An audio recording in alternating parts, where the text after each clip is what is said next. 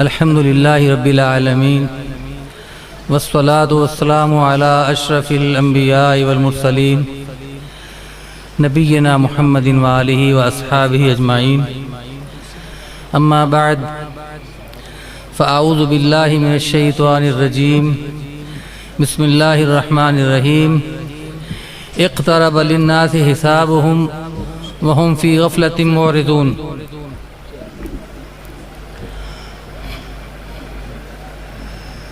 میں اللہ رب العزت وحدہ لا شریک کا شکریہ ادا کرتا ہوں کہ جس نے ہمیں اپنے گھر میں جمع ہونے کی توفیق بخشی۔ یہ اس کا احسان عظیم ہے کہ خالق کائنات اپنے گھر میں دعوت دے اور ہم حاضر ہوں جائیں۔ میں کوئی تقریر کے لیے حاضر نہیں ہوا، بلکہ میں اپنے کیے ہوئے وعدے کی پاسداری کے لیے حاضر ہوا ہوں، اور آتے ہی مجھے دو الفاظ کہنے کے لیے کہہ دیا گیا۔ میں چاہ رہا تھا کہ قاری عبدالشکور صاحب ماشاءاللہ تقریر کر رہے ہیں، ان کے خیالات جن کا اظہار وہ فرما رہے تھے، میں بھی کچھ مستفید ہو سکوں۔ میں آپ کے سامنے ایک آیہ مبارکہ 17ویں پارے کا آغاز ہے، اس کی پڑھی ہے۔ اس میں کچھ اللہ تعالی ہمیں خبردار کر رہے ہیں، کس بات سے؟ کہ اقترب للناس حسابهم وهم فی غفلۃ معرضون۔ اللہ فرما رہے ہیں کہ لوگوں کے حساب کا وقت قریب آ رہا ہے، قریب آن پہنچا ہے، مگر وہ اس سے اعراض کر رہے ہیں، اس سے پیچھے ہٹ رہے ہیں، اس کے لیے کچھ تیاری نہیں کر رہے۔ حساب جو نام ہی انسان کو کچھ ہلا دینے والا ہے، اسی لیے آپ صلی اللہ علیہ وسلم فرماتے ہیں کہ حاسبوا قبل ان تحاسبوا، کہ اللہ تعالیٰ کی حساب لینے سے پہلے اپنا خود محاسبہ کر لیجئے، اپنا حساب لے لیجئے۔ صحابہ اکرام رضوان اللہ علیہم اجمعین ہر روز اپنا حساب کیا کرتے تھے۔ ہم بھی حساب کرتے ہیں اپنی دکانداری کا، اپنے کاروبار کا۔ ہر روز جو ہمارا بزنس ہے اس کا جو حساب کرتے ہیں ہم۔ وہ سوتے وقت اپنے پورے دن کا حساب کرتے تھے کہ میں بیدار ہوا ہوں صبح، اس کے بعد میں نے کس کس سے لین دین کیا ہے، اذانیں ہوئی ہیں، آیا کہ میں نماز کے لیے گیا ہوں یا نہیں گیا، اقامت مجھے ملی ہے نہیں ملی، نماز باجماعت ادا کی ہے نہیں کی ہے، قرآن مجید کی کتنی تلاوت کی ہے میں نے آج۔ رات کو وہ بستر پہ لیٹنے سے پہلے اپنا حساب کرتے تھے اور اپنے آپ کو جھنجھوڑتے تھے۔ اگر جو اپنے آپ سے سوال جو کرتے ہیں اس میں پورا اترتے تو پھر اللہ کا شکریہ ادا کرتے ہوئے سجدہ ریز ہو جاتے کہ اللہ تیرا احسان ہے کہ تیری دی ہوئی توفیق سے میں نے 5 نمازیں باجماعت ادا کی ہیں۔ اللہ تیرا احسان ہے کہ آج میں نے قرآن مجید کا آدھا پارہ یا 1 پاؤ میں نے پڑھا ہے۔ اللہ تیرا احسان ہے کہ میں اللہ کے پیغمبر صلی اللہ علیہ وسلم پہ میں نے 10 دفعہ 20 دفعہ یا 50 مرتبہ درود پڑھا ہے۔ وہ اللہ کا شکریہ ادا کرنے کے لیے سجدہ ریز ہو جاتے۔ اور اگر کسی کام میں کسی معاملے میں کمزوری دیکھتے ہو کہ میری آج 4 نمازیں جو ہیں جماعت کے ساتھ اور 1 نماز میں جماعت کے ساتھ نہیں پڑھ سکا، پھر بھی سجدہ کرتے اور رونا شروع کر دیتے کہ اللہ اگر آپ نے مجھ سے سوال کر لیا کہ جو ایک جماعت کے ساتھ نماز نہیں پڑھی، میرے پاس کوئی جواب نہیں۔ اقترب للناس حسابهم وهم فی غفلۃ معرضون۔ اللہ فرما رہے ہیں کہ لوگوں کے حساب کا وقت قریب آ رہا ہے، قریب۔ ہم تو کہتے ہیں نا قیامت کب آئے گی؟ من مات فقد قامت قیامہ، جس شخص کی موت واقع ہوگی اس کے لیے قیامت قائم ہو گئی۔ کس کو پتا ہے کہ میں رات لیٹ رہا ہوں، صبح میں اٹھوں گا خیریت سے؟ کس کو پتا ہے کہ میں نے یہ قمیض پہنی ہے اپنے ہاتھوں سے میں نے بٹن بند کیے ہیں، آیا کہ میں کھول بھی سکوں گا جب میں اتاروں گا؟ پتا ہے کچھ پتا نہیں ہے۔ پتا نہیں یہ میرے تن سے، میرے جسم سے کینچی کے ساتھ کاٹ کے جو ہے اتاری جائے گی قمیض۔ اتنی غیر یقینی زندگی، اتنی غیر متزلزل زندگی، پھر اس پہ اتنا ہمارا گمان، اتنا اعتماد اور سب کچھ ہی ہے۔ ہم کچھ حساب کا سوچیں، قیامت کے دن کچھ ایسے سوالات ہوں گے بندے سے، اسے مہلت نہیں دی جائے گی کہ وہ اپنا پاؤں بھی اٹھا سکے جتنی دیر تک ان کا جواب نہ لیا جائے۔ اور کئی لوگ ایسے ہوں گے اللہ تعالیٰ ان سے پوچھیں گے کہ حل فعلت کذا و کذا، کیا یہ تو نے کام کیا تھا؟ تو وہ کہے گا یا اللہ کیا تھا، فعلت۔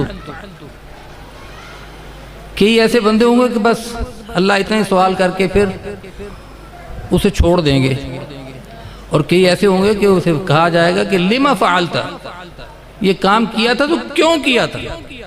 فقد ہلاک، وہ ہلاک ہو جائے۔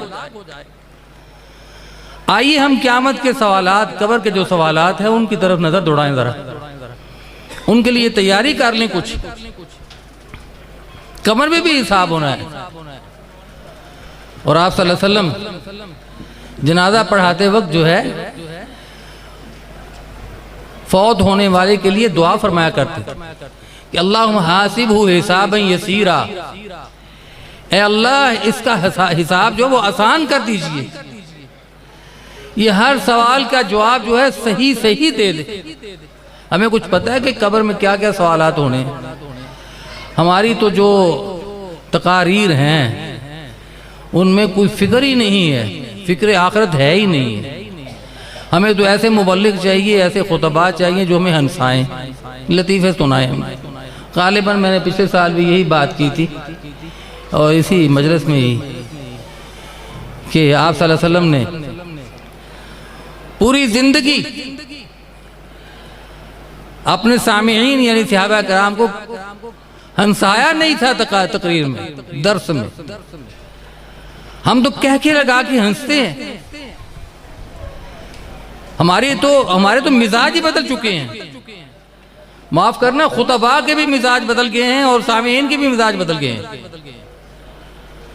سب مزاج بدل گئے ہیں۔ اور ہم ڈھونڈتے ہیں بڑی عمیق نگاہوں سے کہ جو ہمیں زیادہ لطیفے سنانے والا عالم ہے نا، اس کو اس دفعہ بلانا ہے، جو ہنسا کے ہماری پسلیاں جو ہے وہ دوری کر دے۔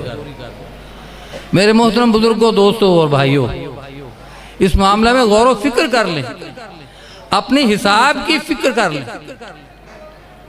آپ صلی اللہ علیہ وسلم اللہم حاسبہ حسابا یسیرا پڑھتے، دعا کرتے کہ اللہ اس کا حساب جو ہے آسان کر دیجئے گا۔ ہمارے تو جنازے ہی بس ایسے ہیں نا کہ صفیں سیدھی ہو رہی ہیں، ادھر سلام پھیرا جا رہا ہے۔ آپ صلی اللہ علیہ وسلم جنازہ پڑھاتے اور جی بھر کے دعائیں کرتے اس کے لیے، فوت ہونے والے کے لیے جی بھر کے دعائیں کرتے۔ ایک صحابی رسول ہیں، انہوں نے جنازہ پڑھا اور جنازہ کے بعد یا جنازہ میں زاروں کتار رو رہے ہیں۔ کسی پوچھنے والے نے پوچھا کہ بھائی تیرا اس سے کوئی خونی رشتہ تو تھا نہیں، کیوں تو اتنا رو رہا ہے؟ وہ کہنے لگے کہ کاش آج میری میت ہوتی، میرا جنازہ ہوتا اور یہی دعائیں محمد الرسول اللہ صلی اللہ علیہ وسلم مجھ پہ پڑھتے اور میری بخشش ہو جاتی۔ کتنے خلوص کے ساتھ، کتنا وقت لگا کہ اللہ کے پیغمبر نے اس میت کے لیے دعائیں کی ہوں گی، پڑھی ہوں گی۔ آپ تو اپنے حساب کا ہم فکر کریں۔ وہ بہت کٹھن وقت ہوگا، بڑی جو ہے مصیبت والی گھڑی ہوگی قبر والی۔ کبھی آپ آنکھیں بند کر کے ذرا منظر تو لائیں سامنے، ایک دن آئے گا کہ میں بھی قبر میں ہوں گا۔ اس کی تیاری ہم کیا کر رہے ہیں؟ وہاں کے جو سوالات ہیں قبر کے، ان سوالات کا کبھی ہم نے پوچھا کسی عالم سے کہ قبر میں کیا سوالات ہوں گے یا کیا جواب دیے جائیں گے؟ کیا دینے چاہیے جو اللہ تعالیٰ ان کو قبول و مقبول فرما لے؟ تو میرے دوستوں اور بزرگوں، میری تو چند الفاظ ہی ہوتے ہیں تقریر کے، کچھ میں فکر مندی کر کے جاتا ہوں ساتھیوں کو، اور یہی فکر جو ہے ہمارے لیے عبرت بھی ہے، ہمارے لیے کچھ نتیجہ خیز بھی ہو سکتا ہے۔ آپ صلی اللہ علیہ وسلم فرماتے ہیں کہ جس شخص کو موت یاد ہے اس کو کوئی نصیحت اور وصیت کرنے کی ضرورت نہیں ہے، اس کو موت یاد ہے، وہ اپنی آنکھ جو ہے بند اس کو کھولنے سے پہلے سوچے گا کہ میں کدھر دیکھنے لگا ہوں، اپنی زبان چلانے سے پہلے وہ سوچے گا کہ میں کیا بولنے لگا ہوں، اپنے ہاتھ سے کوئی قلم سے کچھ لکھنا شروع کیا ہے یا موبائل پہ وہ کچھ ٹائپ کر رہا ہے تو وہ سوچے گا میں کیا لکھنے لگا ہوں۔